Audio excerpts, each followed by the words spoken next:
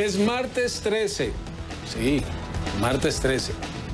Veamos qué ocurre en Estados Unidos. Avanzan las audiencias de confirmación de la jueza Amy Coney Barrett para la Corte Suprema de Justicia. La magistrada dice no ser hostil a la reforma de salud conocida como Obamacare, pero para los demócratas de la Comisión Judicial, el objetivo de los republicanos es confirmarla para que sea el voto decisivo en contra de esa ley.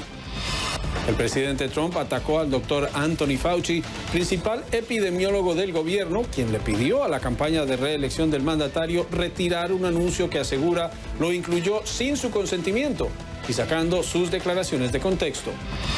Fue suspendida la prueba de la vacuna de Johnson & Johnson contra el coronavirus, mientras que alto funcionario de la Organización Mundial de la Salud advirtió sobre la efectividad de las medidas de confinamiento para combatir la pandemia. Y ahora, por supuesto, nos vamos directo a las noticias.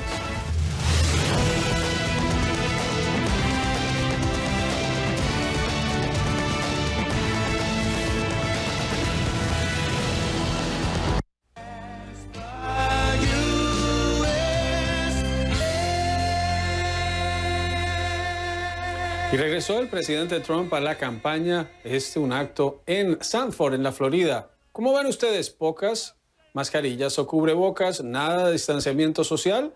Y el presidente hablando sobre cómo cree que ya es inmune al virus del que sigue convaleciente.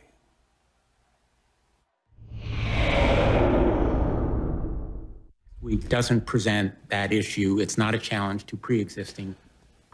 Y esta es la audiencia que avanza en el Senado, la Comisión Judicial, en el proceso de confirmación de la jueza Amy Coney Barrett. Avanza, ahora la interroga senador demócrata. Vamos con Ione Molinares, quien ha estado pendiente de todo lo que ocurre. Y Ione, sigue la audiencia. Hablan y hablan los senadores. Poco responde ella, no solo porque no le dan oportunidad de hablar mucho, sino que evade dar respuestas directas. Así es, Juan Carlos, y eso hace parte de una maratónica jornada. Se espera que sea hasta altas horas de la noche y lo mismo este miércoles. Esto es una confirmación express, si lo quieres llamar así, de esta forma, aprovechando y realmente con las elecciones encima, pues los republicanos y el presidente tenían mucho afán de confirmar a Amy Coney Barrett, que como tú decías, pues sí, ella estuvo hablando en varias ocasiones, ha dicho, sí, que ella va a interpretar la ley como se escribe y no va a hacer ningún activismo jurídico. Eso es lo que ha tratado de convencer a los senadores. Eso sí, insistió que no le dio ningún compromiso ni al presidente ni a los líderes republicanos de cómo iba a fallar en términos de temas importantes como el aborto, como educación, como inmigración, etcétera. Y también no ha dicho tampoco si se va a inhabilitar en caso de que el tema de las elecciones llegue a la Corte Suprema de Justicia, que es esencialmente lo que ha dicho claramente el presidente Donald Trump, que es la razón principal por la que quiere una magistrada o quiere que Barrett esté en la Corte Suprema lo antes posible. Ahora, temas importantes sí, pero Amy Coney Barrett viene de trabajar con Anthony Scalia, que fue un magistrado también conservador en la Corte Suprema de Justicia. Ella dice que no es Scalia. Los demócratas no le creen. Aquí está.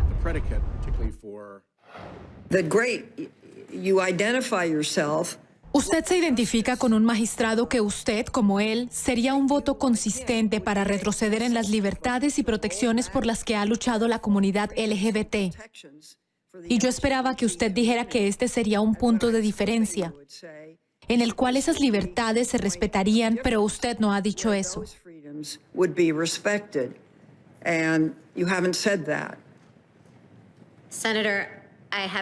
Senadora, no he dicho eso y quiero ser clara. Nunca he discriminado con base en la orientación sexual y nunca discriminaría con base en la orientación sexual.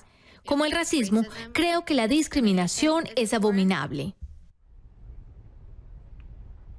Pues una muy hábil jueza Barrett, Juan Carlos, esencialmente utilizó incluso palabras de la magistrada Elena Kagan y de también la misma Ruth Bader Ginsburg en sus audiencias de confirmación para evadir, pues dar unas preguntas específicas sobre algunos de estos temas.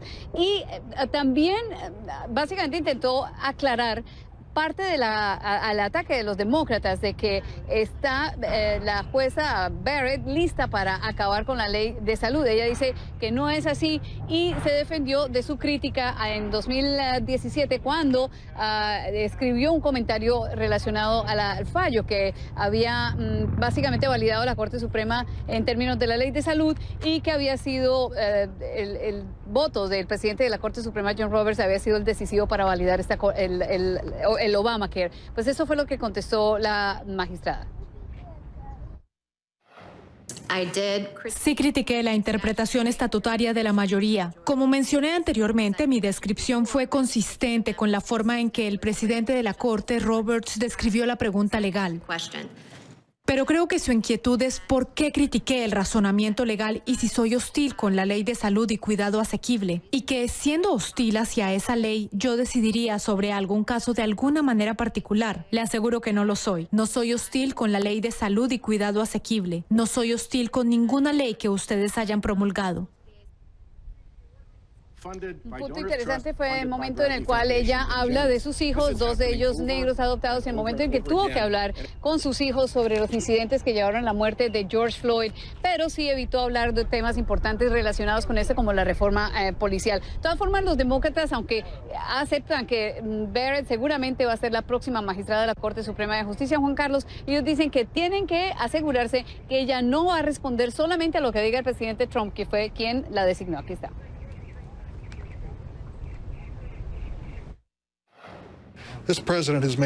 El presidente ha sido claro sobre lo que quiere del próximo magistrado en la Corte.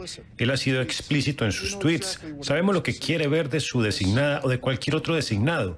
Quiere asegurarse de que ella eliminaría la ley de salud y cuidado asequible y asegurarse de que ella esté ahí si llega a haber una contienda electoral. ¿Qué tan sutil es eso? Ahí no hay sutileza. No es una cuestión sobre la composición de la Corte, es una cuestión sobre si los jueces van a ser objetivos y justos. Bueno, en general los republicanos, varios discursos, en la mayoría ha sido realmente un desfile de cumplidos a la jueza Barrett y no es para menos. Los republicanos, por supuesto, Juan Carlos, están saboreando la posibilidad de tener por décadas con una mujer tan joven llegando a la Corte Suprema a sus 47 años, poder llegar por décadas a influir en la ideología de la Corte Suprema de Justicia. Así que lo más seguro es que pueda ser confirmada. Los demócratas seguirán insistiendo y seguirán expresando su punto, pero es muy poco lo que pueden hacer de aquí en adelante, Juan Carlos. Por ahora no se vaticina que se pueda descarrilar. Veremos qué ocurre. Muchas gracias. Yone Molinares, ahí en las afueras del Capitolio de Estados Unidos. Una de las preocupaciones sobre estas audiencias es que ocurren en medio de la pandemia de coronavirus.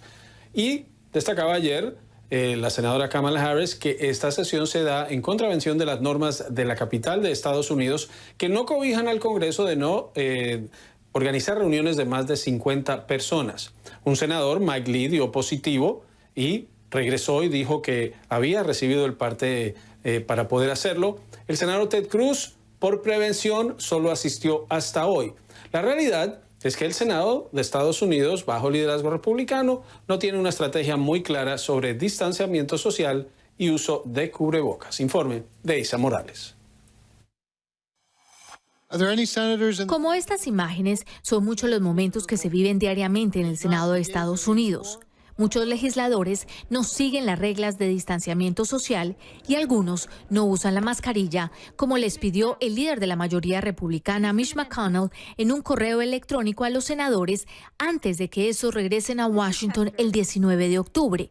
El correo fue obtenido por CNN. Ahora necesitamos liderar con mayor prudencia y cuidado, no solo por nuestra propia salud y bienestar, sino para poder cumplir con nuestras funciones y ser ejemplo para el país. Use máscara, mantenga la distancia física y regrese sano el 19. El email fue enviado luego de la noticia de que 3 senadores republicanos fueron diagnosticados con COVID-19 en las últimas semanas.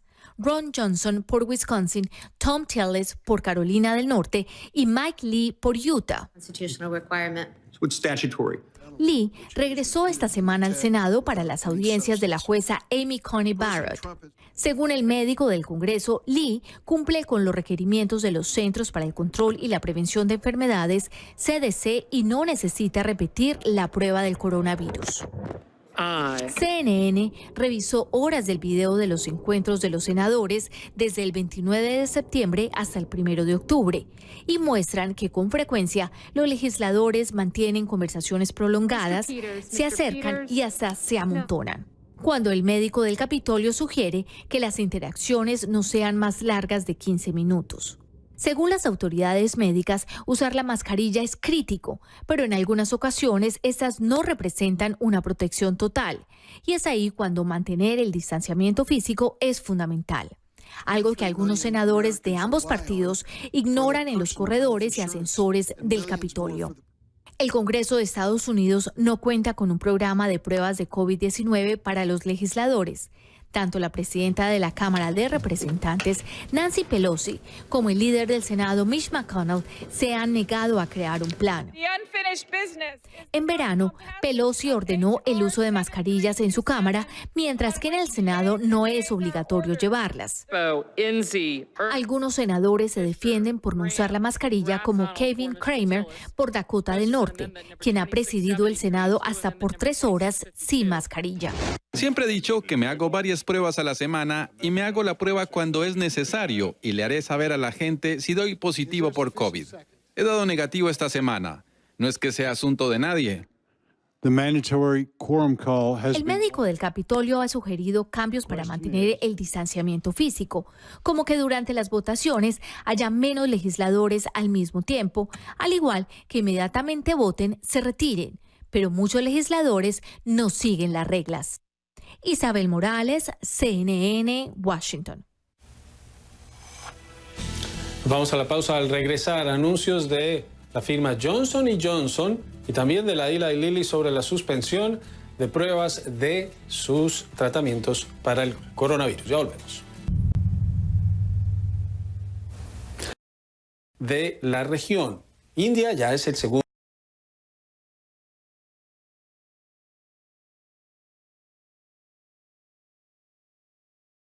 Los datos oficiales que publica la Universidad Johns Hopkins del avance de la pandemia de coronavirus en el mundo. Estados Unidos, veamos el número de casos que se va acercando a los 8 millones. Las cifras reportadas hasta ahora son 7.829.400. Las muertes ya superaron las 215.000, está en 215.400. De ahí nos vamos a las cifras de la región. India ya es el segundo país con el número de contagios, ya superó los 7 millones, es el segundo, pero Brasil sigue siendo el tercero. Repasemos las cifras. Para Brasil, 5.103.408, Colombia, 919.084, Argentina, 903.730 y Perú, 851.171. We in the World Health Organization do not advocate lockdowns as a primary means of control of this virus. The only time we believe a lockdown is justified. Es el doctor David Navarro, es uno de los 6 enviados especiales de la Organización Mundial de la Salud para enfrentar la pandemia del coronavirus, y en una entrevista con la publicación The Spectator del Reino Unido decía estas declaraciones que no se debe utilizar, por lo menos le voy a preguntar al doctor Felipe Lovelo, quien nos acompaña desde Atlanta, es profesor de salud global de la Escuela de Salud Pública de la Universidad de Emory y consultor poblacional de Kaiser Permanente en Georgia. Doctor, ayúdeme a entender.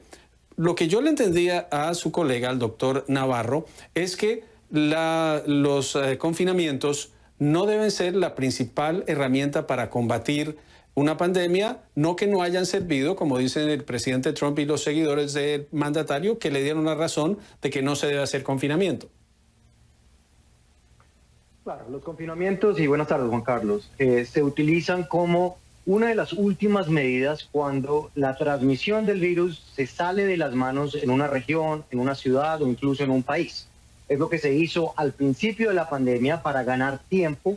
Y ese tiempo algunos países lo utilizaron bien para mejorar sus capacidades de testeo, de rastreo de casos y poder controlar la epidemia. Otros países como Estados Unidos, como Brasil, no utilizaron ese tiempo o incluso no hicieron lockdowns, como por ejemplo Brasil, y por eso han tenido una mortalidad más alta. Pero obviamente no es la principal medida. La principal medida es las capacidades de salud pública que pueda tomar la población. Utilizar la máscara al 100% del tiempo al salir de la casa es probablemente lo más importante, junto con evitar las aglomeraciones. Y seguir las medidas. Se veía, por ejemplo, en Arizona, en Phoenix, desde que impusieron el uso de la mascarilla, los contagios se redujeron en un porcentaje muy significativo, y no solo el porcentaje de contagio, sino el nivel de contagio de la persona. Le toca el virus menos fuerte, se recupera más fácil. Ahora, hemos visto mucho, doctor, sobre la necesidad de una vacuna o tratamientos alternativos, pero hoy dos noticias que son parte del proceso de desarrollo de una vacuna, pero que en este momento toman mayor énfasis. Johnson & Johnson anunció que suspende temporalmente el estudio de su vacuna, la prueba con pacientes, mientras investigan si una persona reaccionó o no a la vacuna. Tienen que determinar si le dieron la vacuna o un placebo. Y también la firma Eli Lilly suspendió la prueba de un tratamiento similar al que recibió el presidente Trump, pero no el mismo, para enfrentar los síntomas del COVID-19. ¿Cómo deben los televidentes interpretar estos anuncios? Sí, obviamente estamos todos con una lupa mirando estos procesos de la fase 3, tanto de las vacunas como de las nuevas terapéuticas, y estas noticias obviamente se magnifican un poco porque todos estamos muy ansiosos de que se aprueben y de que funcionen. Pero esto es normal. En la fase 3 de un estudio de una vacuna es normal que en algunos momentos se tenga que hacer una pausa para, por medio de los estudios de seguridad, verificar que no hay reacciones adversas, especialmente cuando se está utilizando un estudio tan grande, 30.000, 40.000 personas, en donde simplemente por coincidencia una persona se puede enfermar, no necesariamente relacionado con recibir la vacuna. Lo mismo pasa en el estudio de los anticuerpos, aunque no es exactamente el mismo que recibió el presidente, es un cóctel de anticuerpos, y probablemente por abundancia de tomar las medidas de seguridad, pues se está haciendo esta pausa para asegurarse que esta droga no tiene unos efectos secundarios. Pero esto es normal y significa que los filtros de seguridad del desarrollo de estas drogas están funcionando. Y la confianza para cuando salga uno pueda decidir tranquilamente someterse o a la vacuna o a ese cóctel. Ahora, doctor, decía el doctor Fauci, estos actos políticos que se están llevando a cabo, el presidente Trump con miles de personas en la Florida, y el que no se sigan las normas, han mostrado que hay estados que van subiendo de manera elevada sus contagios. Como epidemiólogo, ¿qué tan confiado está en que este invierno, esta época del invierno aquí en el hemisferio norte, se puede mantener la pandemia bajo control? Muy poco confiado. En Estados Unidos el nivel de línea de base de casos nunca ha bajado de 35.000 a 40.000 casos por día. Muchos de los estados ya están viendo resurgimiento en las infecciones, y eso lo que hace es que haya un mucho mayor nivel de seguridad de que va a haber aumento de casos, y después del aumento de casos viene el aumento de hospitalizaciones y de muertes. Además, porque sabemos que un gran porcentaje de la población lamentablemente no está tomando el virus en serio, no está utilizando las máscaras, similar a lo que ha hecho la Casa Blanca y algunos líderes políticos, lamentablemente. Así que este tipo de aglomeraciones sin máscaras, sin distanciamiento social, es exactamente lo que no se debería hacer en estos momentos en donde sabemos que el nivel de transmisión del virus no ha parado. El virus no se ha cansado, por más de que nosotros estemos cansados de estar lidiando con sus efectos. Y escuchamos sobre cómo el presidente Trump decía que el cóctel que él recibió, que al parecer por fortuna le ayudó, no se sabe cuál de los medicamentos fue, dice que era la cura. Sabemos que no hay cura, pero hagan este cálculo, hay unas 50.000 dosis disponibles y hay 50.000 contagios diarios. No hay medicamento para lo que se necesita: lavarse las manos, mantener la distancia social, usar la mascarilla o cubreboca. Doctor Felipe Lovelo, epidemiólogo, gracias por acompañarnos desde Atlanta. Un gusto. Y si usted no le teme al coronavirus y piensa que el COVID-19 es algo que le da a los demás, pues hay más de 1 millón de personas que han muerto en el mundo. Una cifra alta, hay millones de contagios, pero les vamos a contar un caso que llega desde California. Jacqueline Hurtado con alguien que padeció de COVID-19 y se salvó, creen sus doctores, de milagro. Tenía fiebre, tenía un dolor de cabeza y como sentía raro el estómago. Así es como se sentía Francisco García días antes que diera positivo por el COVID-19 en abril. Y después de ahí, dos días pasaron, no podía como respirar casi. Mi hermana me miró así, habló a los paramédicos y vinieron y después de ahí me llevaron para el hospital. Francisco, de 31 años de edad y residente de Los Ángeles, dijo que solo recuerda cuando se lo llevaron a un hospital cerca de su casa y después cuando se despertó en otro hospital con un tubo en su nariz. Después, un día a otro, ya no recuerdo nada. Después es cuando me supe que me dijeron que me ponieron el tubo y todo, después ya es cuando me mandaron a otro hospital que después de ahí. Según su hermana Lorena, Francisco se puso grave rápidamente y después entró en un coma. Pues me dijeron que lo habían entubado y ya después poco a poco que empezaron a fallar sus órganos, que le tenían que dar diálisis, su corazón del lado derecho ya no estaba funcionando, que si a llegar a parar su corazón y no lo iban a tratar de resucitar. La familia de Francisco dijo que en abril fue trasladado a varios hospitales porque empezó a sangrar del cerebro y los médicos le recomendaron a la familia desconectarlo del soporte vital, pero ellos se negaron. Nosotros tenemos mucha fe en Dios y pues Él es el que decide, más bien. Y dice que pase lo que Dios quiera. Lorena nos contó que su hermano era una persona muy sana y activa, sin ningún problema médico, y le sorprende que se haya puesto muy grave por el coronavirus. Ella dijo que Francisco se pasó 4 meses en diferentes hospitales y en un coma, hasta que fue trasladado al Hospital Universitario de Loma Linda, donde finalmente se despertó. A la semana ya miramos completamente recuperación, ya lo desentubaron. Además, lo único que tenía es el tubo en mi nariz y me decían que ya no tenía el COVID y estaba así sano ya. Esta situación estuvo muy severa porque ya vino intubado, ya estuvo inconsciente cuando venía, entonces prácticamente todos los órganos estaban ya en falla prácticamente. El neurocirujano Miguel Ángel López González fue uno de los médicos que trabajó en la recuperación de Francisco y asegura que el mejoramiento del hombre es algo excepcional. Muchos sistemas estaban afectados, todo el organismo prácticamente estaba en falla, entonces uno puede decir que hay más del 95 o 99% de probabilidades de fallecer. Entonces pudo sobrevivir, entonces es algo pues excepcional. Entonces no hubo, digamos, algún tratamiento específico como clave para esto, sino que es la combinación de todas las terapias de todos los equipos de medicina de Loma Linda. Francisco ahora se encuentra recuperándose en su casa y espera que otras personas tomen en serio este virus mortal que por poco le quita la vida. Le doy gracias a Dios y a todos los doctores de Loma Linda que hicieron todo lo posible para yo estar aquí sano y salvo. Jacqueline Hurtado, CNN, Los Ángeles. No es difícil. Cubrebocas, lavarse las manos, distanciamiento social, prudencia, no solo por usted, por los demás. Nos vamos a la pausa. Cuando regresemos, segmento de Voto Latino, tendremos eso y más en instantes en Directo USA. De hecho, el brazo lanzador de Tony es mucho más preciso que sus pronósticos. No hay problema, no máscaras. A la Organización Mundial de la Salud ya no le gustan los confinamientos. Acaba de salir en contra. Trump tenía razón. Salvamos 2 millones de vidas en Estados Unidos. Y eso del lanzador y del brazo, del ataque a Fauci es porque, si lo recuerdan, en un juego inaugural de béisbol, Fauci lanzó la bola, no lo hizo muy bien y de ahí viene el ataque del presidente.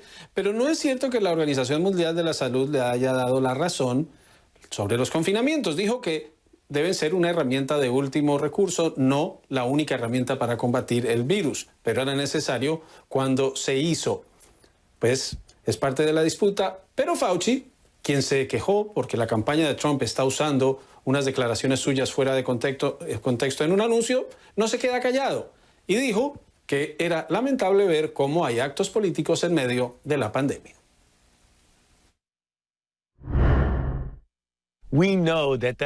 Sabemos que pedir eso es buscarse problemas si lo haces. Hemos visto que cuando hay situaciones con reuniones en las que muchas personas no usan una máscara, los números hablan por sí solos. Eso pasa y ahora es peor cuando es lo que está pasando en Estados Unidos. Es problemático. Muchos estados están teniendo incrementos de casos. Si hay algo que deberíamos hacer es reforzar la implementación de las medidas de salud pública sobre las que hemos estado hablando desde hace mucho tiempo.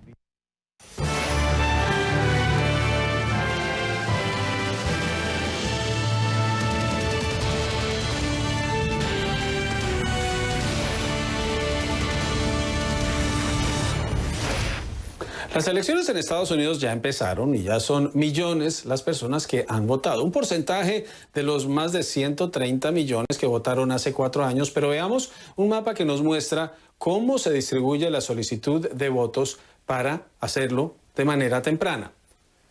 Esta es una información que recoge la firma Catalyst, una empresa de información que le entrega este tipo de datos tanto a académicos como a los demócratas del Partido Demócrata y a organizaciones no gubernamentales que buscan promover el voto. Y si ustedes se ven las cifras, pues entre más oscuro es el color, es más el número de votos que han sido requeridos, que la gente ha pedido. Florida va a la cabeza, ven ustedes Nevada también, y hay otros estados como Washington que no está el color porque allí solo hay voto por correo. Pero si hay esos millones de votos, ¿cómo se ve la situación?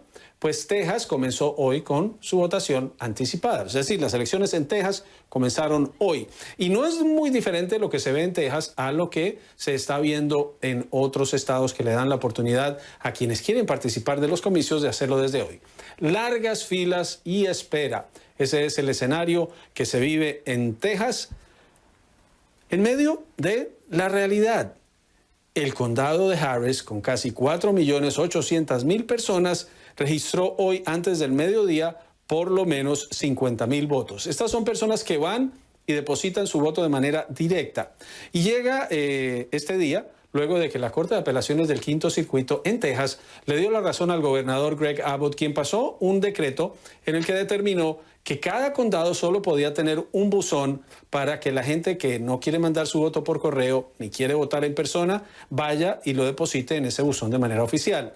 El condado de Harris, volvemos a ese condado con 4.800.000 personas, había instalado 12, porque 12, pues más fácil con 12 posiciones, 12 ubicaciones poder ir a votar. Pero los jueces de un panel de 3 de la Corte de Apelaciones dijeron que no, que el gobernador tiene la razón, que hay las garantías suficientes para un voto anticipado.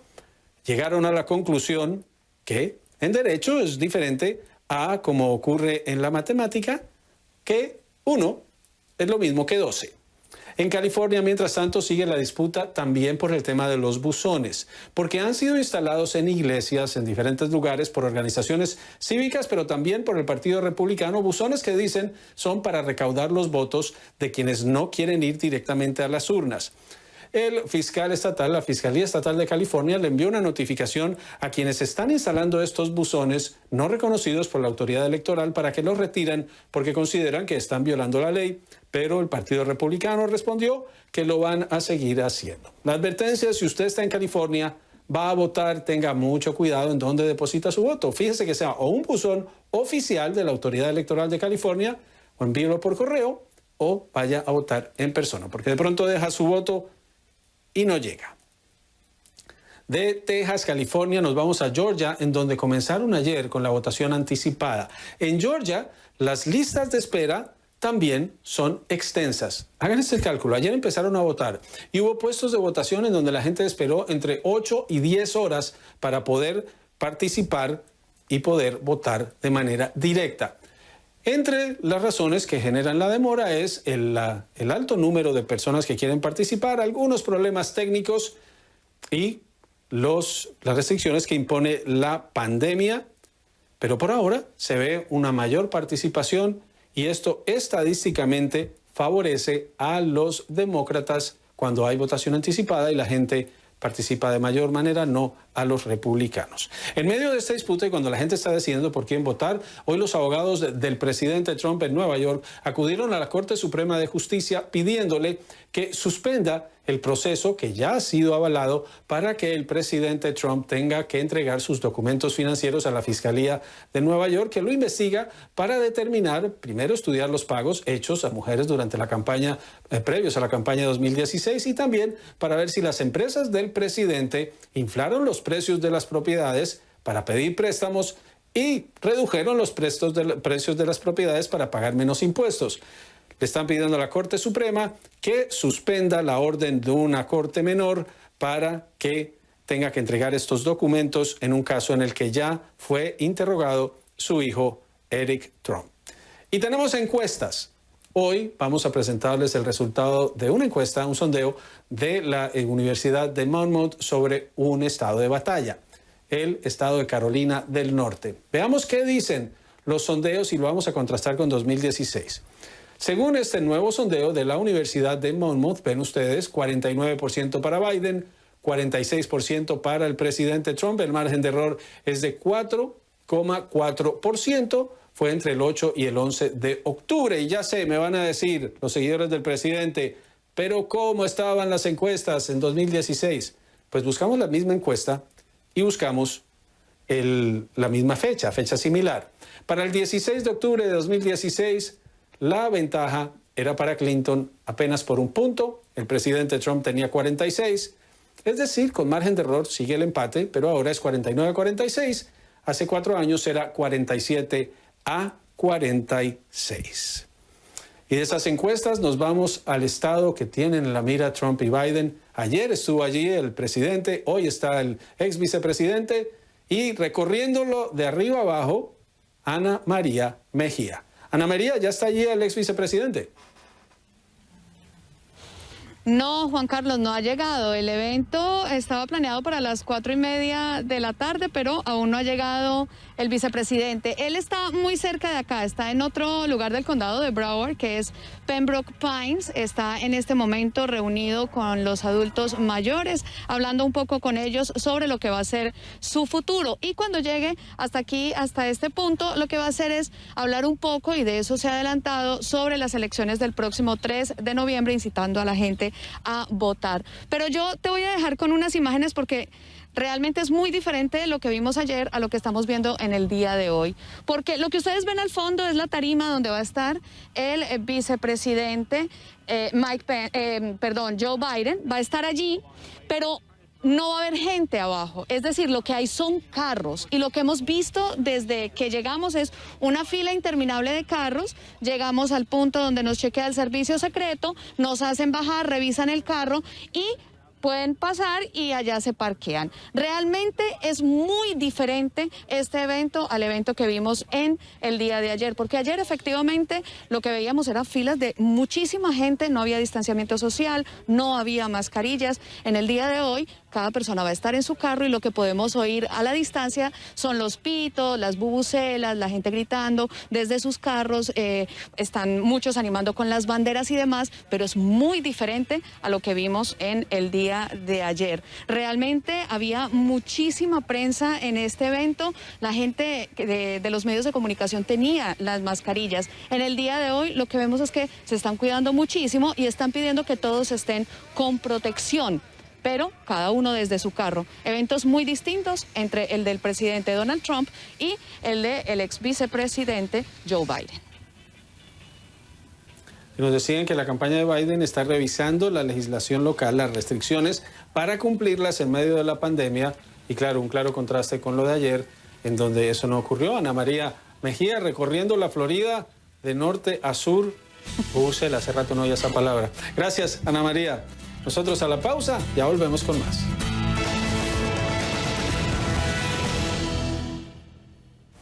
En medio de la pandemia no se pierden los derechos. Veamos los esfuerzos de una familia para que liberen a su padre.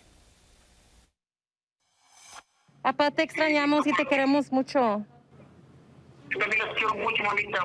Los quiero mucho, mami. Las quiero mucho. Son mi princesa. Son palabras de amor y cariño por teléfono cada vez que pueden hablar. José Topete está en el Centro de Procesamiento del Servicio de Control de Inmigración y Aduanas en Adelanto, California.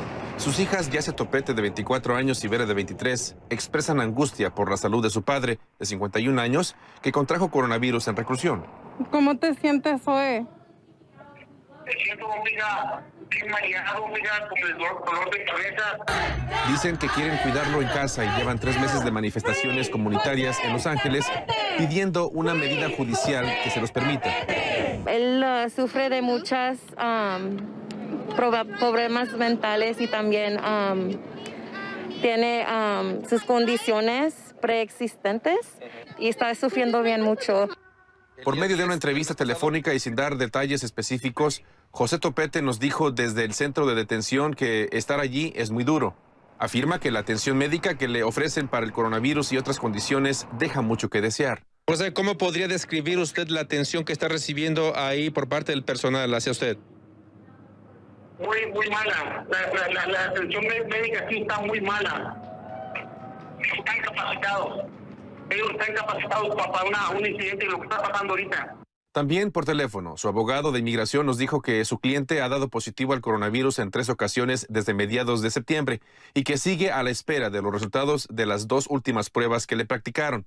Dice temer por la salud de Topete, ya que asegura que lo han estado rotando a celdas donde estuvieron otros detenidos con COVID-19 y que ha sido víctima del acoso constante de otros detenidos. Nos dijo también que los empleados del lugar han hecho caso omiso a las peticiones de su cliente cuando les pide sábanas limpias, luego de que las empapa de sudor por la fiebre que le provoca el virus. Situaciones que sostiene afectan aún más su salud mental. Tengo un dolor de cabeza, de que me salí infectado, no tengo este dolor y nadie nos ha dicho si vamos a estar por el resto de nuestra vida con este dolor de cabeza. El vocero de Geo Group, la empresa contratista que opera este centro de detención en el sur de California, donde hasta el jueves el Servicio de Inmigración había reportado 175 casos de COVID-19, nos hizo llegar un comunicado en el que citamos: rechazan enérgicamente dichas acusaciones que ellos califican de infundadas. Agrega que desde el inicio de la pandemia han tomado las medidas necesarias para mitigar los riesgos de contagio del virus y proteger a las personas que tienen bajo su cuidado y el personal del lugar, y que además, en comparación con otros centros de detención, casi han duplicado el personal de cuidado médico, unos 79 integrantes, para ofrecerles a los detenidos cuidados médicos y psicológicos de alta calidad las 24 horas, los 7 días de la semana. Sin embargo, una investigación de la Comisión de Reforma y Supervisión del Gobierno y la Subcomisión sobre la Constitución, los Derechos y las Libertades Civiles de la Cámara de Representantes de Estados Unidos, publicada el 24 de septiembre, arrojó que varios inmigrantes detenidos en centros del ICE, operados por contratistas, enfrentaron fallas generalizadas de atención médica, incluyendo algunos problemas que resultaron en la muerte. Este centro de detención en Adelanto, California, fue uno de los casi 2 docenas de centros investigados entre julio de 2019 y marzo del año en curso, señala el reporte.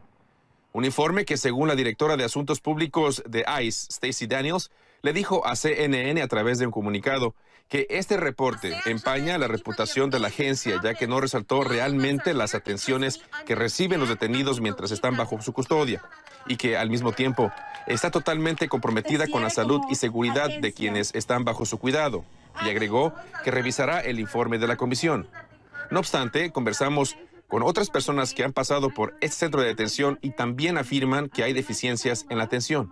A veces nomás queremos llorar, es bien duro al saber lo que él está pasando y que, no hay mucho que podamos hacer. Según un comunicado que le hizo llegar a CNN el vocero de la oficina del ICE en Los Ángeles, José Topete, originario de Sonora, México, fue detenido por agentes del Servicio de Inmigración en esa ciudad en abril de 2018 y trasladado al centro de detención de la agencia en Adelanto. José Topete ya había sido deportado a México en 4 ocasiones. Su historial delictivo en Estados Unidos incluye robo, asalto con mano armada y posesión de sustancias controladas, además de haber reingresado ilegalmente al país. Mi papá ha cometido sus errores y no tenía buenos amigos y dejaba que se influenciara, pero él hizo su tiempo. Él pagó lo que hizo con la ley. En abril de 2019, un juez aprobó la deportación de Topete, que apeló la decisión. 5 meses después, esa apelación fue descartada, según reportes del ICE. El caso está en manos de la Corte de Apelaciones del 9º Circuito de Estados Unidos. El fallo de esa instancia judicial podría salir a finales del próximo año, según el abogado de inmigración de Topete. Mientras el futuro de este inmigrante indocumentado está a la espera, sus hijas advierten que seguirán luchando. Yo voy a seguir luchando como hija y hasta que lo liberen. Gonzalo Alvarado, CNN, Adelanto, California.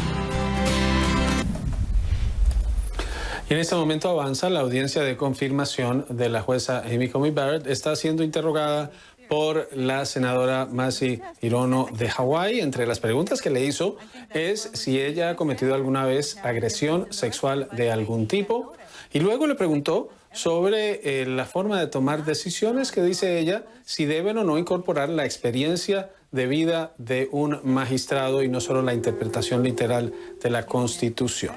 Es la audiencia de confirmación que tiene en esta sesión inicial turnos de 30 minutos para cada senador, son 22, y a partir de mañana pasan a turnos de 20 minutos y les quedarán turnos de 10 minutos antes de que la comisión decida si aprueba o no lo que se da por anticipado por la mayoría republicana de 12 senadores contra 10 demócratas por ser la minoría. Llegamos hacia el final de esta entrega de Directo USA. Nos vemos mañana en una nueva entrega desde Rockville, en Maryland. Que tengan una feliz tarde.